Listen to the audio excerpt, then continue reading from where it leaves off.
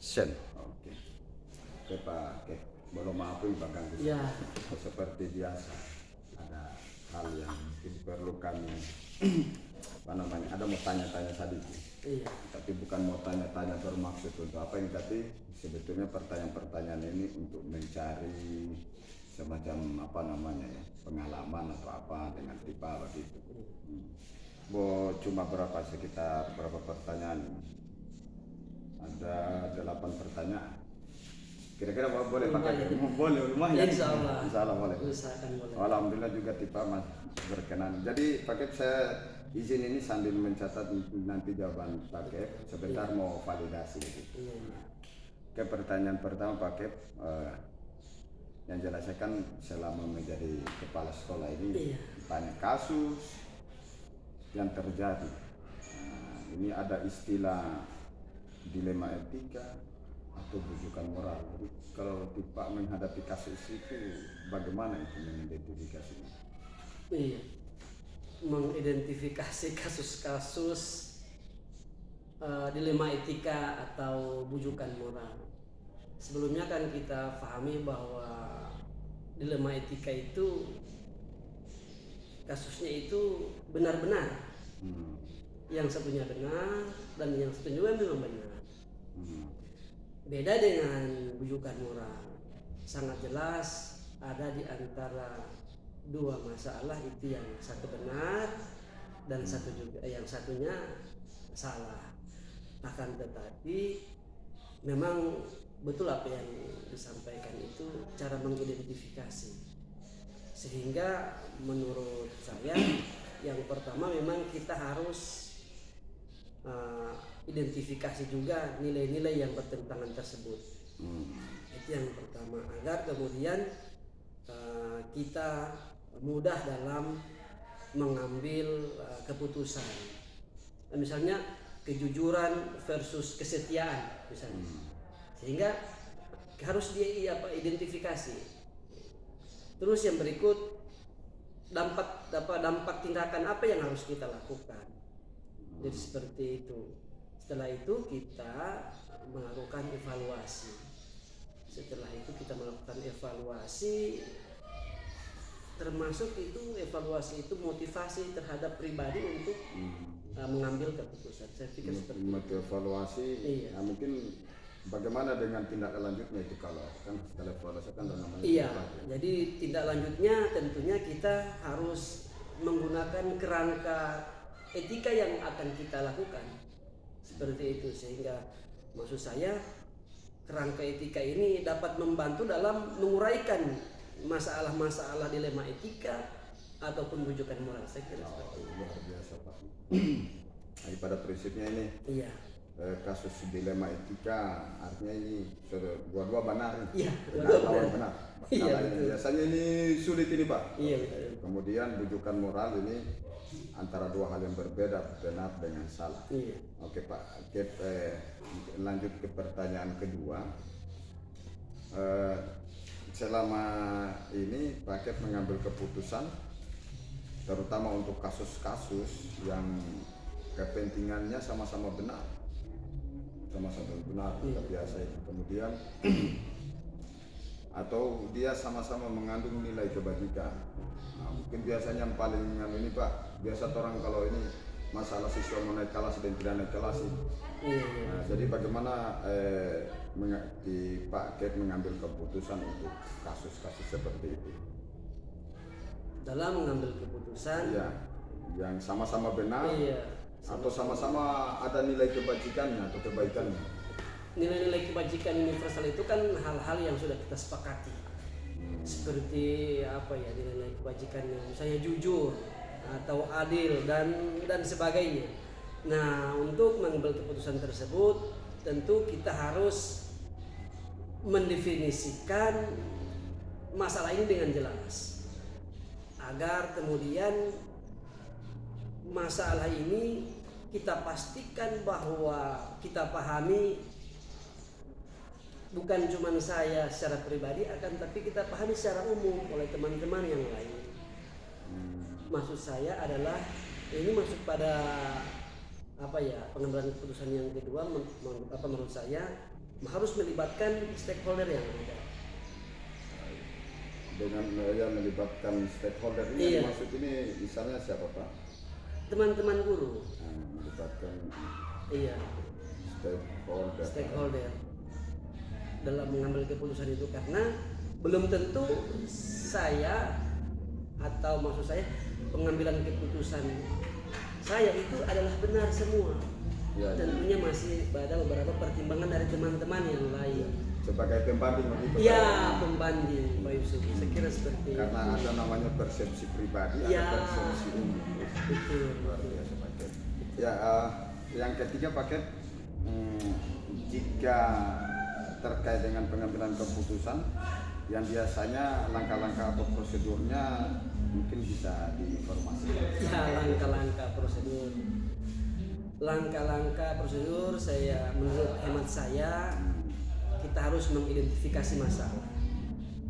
Jadi ada beberapa opsi dalam mengidentifikasi masalah. Yang pertama itu mengumpulkan informasi yang sebanyak-banyaknya. Kita harus kumpulkan informasi, kemudian setelah informasi kita dapatkan, kemudian kita menganalisis masalah tersebut dengan baik dan benar. Selanjutnya tetap berada pada melibatkan stakeholder Pak Yusuf. Tim inti, saya ada wakil kepala sekolah, ketua-ketua jurusan.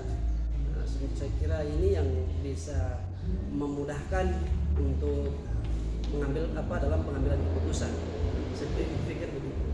Meskipun mungkin ada kasus-kasus tertentu atau dalam pengambilan keputusan itu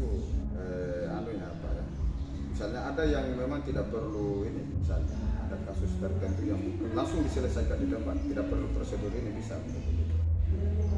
Kalau itu opsional. Ada kasus yang bisa saya selesaikan di tempat, ada juga kasus yang membutuhkan waktu. Mungkin ada jadwal tertentu yang harus kita selesai buat. Jadi sehingga kalau melihat seperti itu, yang menurut Paket yang paling dianggap efektif dalam pengambilan keputusan untuk kasus dilema etika itu bagaimana? Yang paling efektif? Yang paling efektif itu memang kita tidak bisa lalai dari pendekatan Pak Yusuf. Karena dalam pengambilan keputusan ini kita harus melakukan pendekatan persuasif ataupun sistematis. Karena saya pikir pendekatan ini merupakan pertimbangan etika, memastikan bahwa aspek dilema etika ini bisa diperiksa dengan baik dan benar agar tidak salah dalam keputusan yang kita bijaksanai. Jadi artinya keputusan berisiko itu gitu. Iya, karena ini menyangkut waktu, baik itu masalah secara internal maupun eksternal. Oke, ya luar biasa. Kemudian misalnya ketika ada sebuah penyelesaian kasus dilema etika, sekali lagi masalah dilema etika, tadi Paket sudah menyinggung ada langsung diselesaikan di tempat. Iya, betul. Atau mungkin ada jadwalnya, atau mungkin ada hal-hal lain yang mungkin bisa Paket sampaikan ke saya supaya bisa menjadi inspirasi baru. Ketika ada masalah-masalah, kan seringkali misalnya masalah siswa mungkin berkelahi, ada juga siswa yang mungkin tidak masuk ini, yang mungkin bagaimana itu Pak? Apakah memiliki jadwal atau apa begitu? Tadi kan Pak sampaikan opsional. Opsional. Jadi ada yang memiliki jadwal, misalnya masalah-masalah yang harus membutuhkan kehadiran orang tua. Saya siswa memiliki masalah, kemudian harus melibatkan orang tua ataupun komite di dalamnya, maka saya harus buat schedule, jadwal tertentu.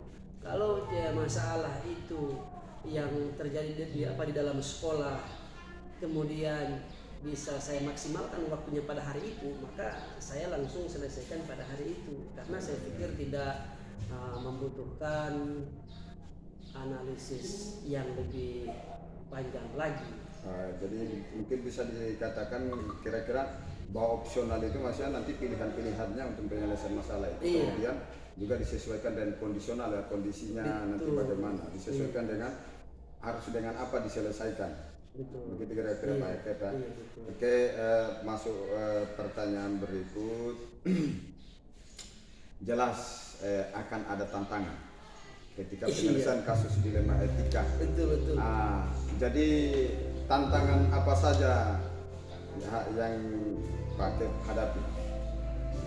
Tantangannya tentunya ada. Ya.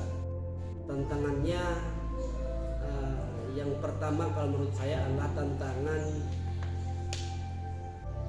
kepentingan. Bisa mungkin Tantangan kepentingan itu ketika tantangan ini atau kepentingan ini berpihak pada siapa. Jadi antara adil dan tidak adil.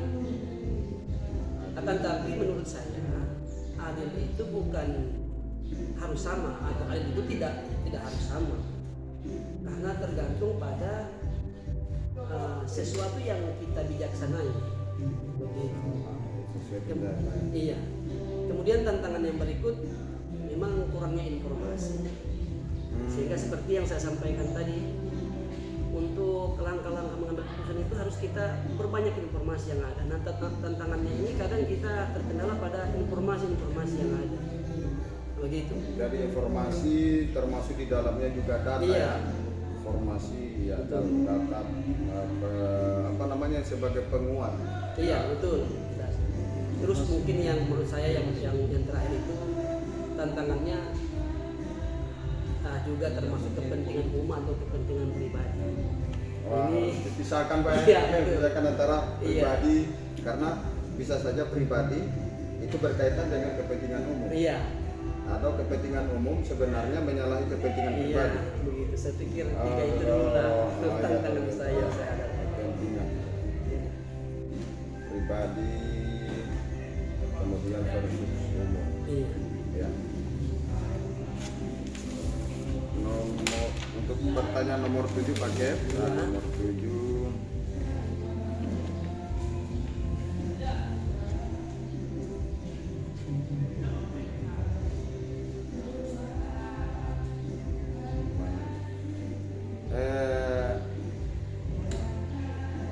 Faktor-faktor yang kira-kira atau hal-hal yang bisa mendukung pengambilan keputusan Pak Kep selama ini sehingga masalah itu bisa selesai. Faktor pendukung. Iya. Yang menurut saya faktor pendukung itu adalah pemahaman paradigma benar salah. Harus memang saya pahami betul benar seperti apa, salah seperti apa. Itu. Kemudian penilaian masalah ini tidak bisa lepas daripada konsep. Penilaian masalah ini kira-kira mungkin bisa dianggap skalanya begitu ya, skala Iya, prioritas. betul. Ya. Jadi merupakan skala prioritas juga itu Pak Yusuf. Ya. Penilaian masalah ini termasuk pada identifikasi masalah, kemudian masuk juga pada pengumpulan informasi, Iya. kemudian evaluasi juga. Jadi seperti itu.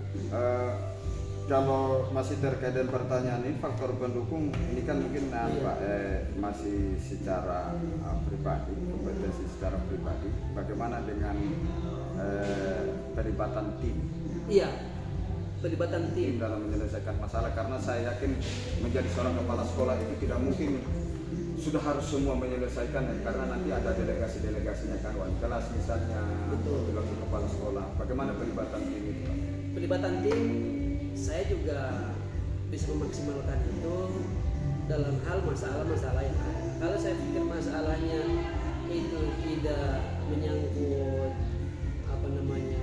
secara umum, maka saya bisa selesaikan sendiri. Tapi kalau sudah menyangkut dia secara umum, maksud saya antara satu dengan yang lainnya berkaitan, maka saya pikir ini tidak membutuhkan juga penyelesaian secara tim. Begitu. Jadi nanti artinya pelibatan tim kerja ini sebenarnya sesuai tupoksi. Iya, sesuai tupoksi. Tapi bisa saja Pak, karena ini sering kali kita alami di sekolah kita ini Pak. Kalau saya melihat berdasarkan persepsi saya, misalnya kesiswaan, menangani masalah kesiswaan, tetapi di satu waktu tiba-tiba harus menyelesaikan masalah yang bukan tupoksinya. Jadi kira-kira apa yang ada mendukung di situ Pak? Misalnya Pak, kan saya menangani masalah kurikulum, tapi tiba-tiba Pak perintahkan saya misalnya harus menyelesaikan masalah kesiswaan. Jadi yang menurut Pak itu apa yang menjadi pendukung utamanya untuk memutuskan tetap menunjuk saya? Apakah mungkin kompetensi atau mungkin ada kondisional atau bagaimana itu Pak? Jadi begini, kepala sekolah itu juga kan lebih memahami dan mampu menganalisis kemampuan dari teman-teman guru itu masing-masing. Walaupun jadi itu Pak ya? Iya, sehingga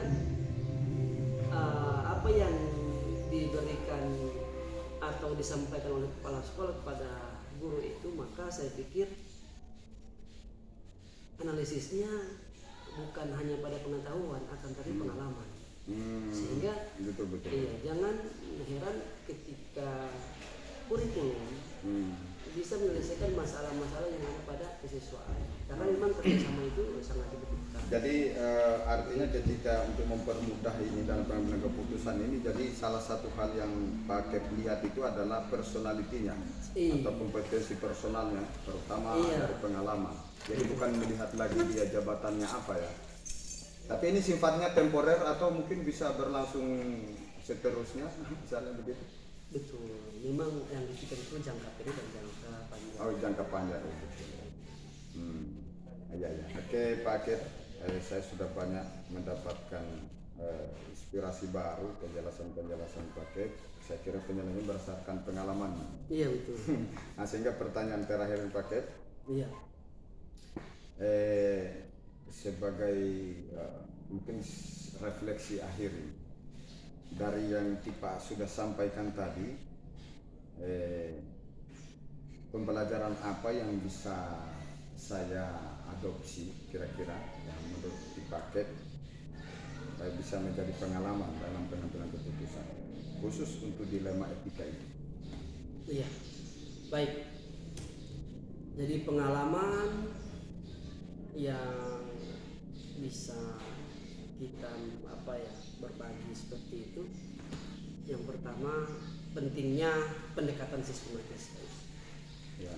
Kita tidak bisa lepas dari itu, karena pendekatan sistematis ini gunanya untuk menganalisis masalah-masalah yang ada baik di dalam etika maupun rujukan moral. Kemudian yang sangat penting juga adalah keterlibatan dari semua pihak. Seperti itu. Kemudian yang terakhir, kalau menurut saya ini bisa saya sampaikan sebagai prinsip juga dalam mengambil kebijakan, tentunya tidak merugikan orang lain, seperti itu. Tidak merugikan orang lain. Karena menurut saya seperti yang disampaikan melalui firman Allah itu kan asir walatu asir, permudah dan jangan persulit. Jadi saya pikir ini yang merupakan hal yang saya selalu pakai dalam pengambilan kebijakan. Ya. Oke, terima kasih Pak Kep, saya sudah banyak. Artinya ini meskipun hanya sekedar wawancara, tetapi saya semakin banyak mendapatkan pengalaman hidup dari Pak Kep sebagai seorang pimpinan. Dan memang ternyata menjadi seorang pemimpin itu hal yang akan melekat di dirinya selain jabatan adalah dilema. Betul. Ini luar biasa. Jadi Pak Kep, saya review kembali yang ini tadi ada 8 pertanyaan, ini sudah ada, saya sudah catat-catat. mungkin untuk ini saya minta validasinya kalau bisa Pak, Iya. ditandatangani kan. Iya. Langsung saya tantang Pak Yusuf ya. Iya. Bismillah.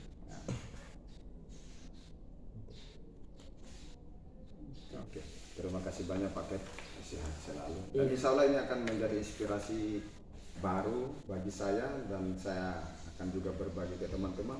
Iya. Kira-kira juga kalau saya mengambil keputusan yang keliru, saya akan berusaha untuk mendalami ini juga dan selalu konsultasi dan Pak Kep. Oke, terima kasih. Terima kasih. Thank you. Sehat Terima selalu. kasih. Luar biasa.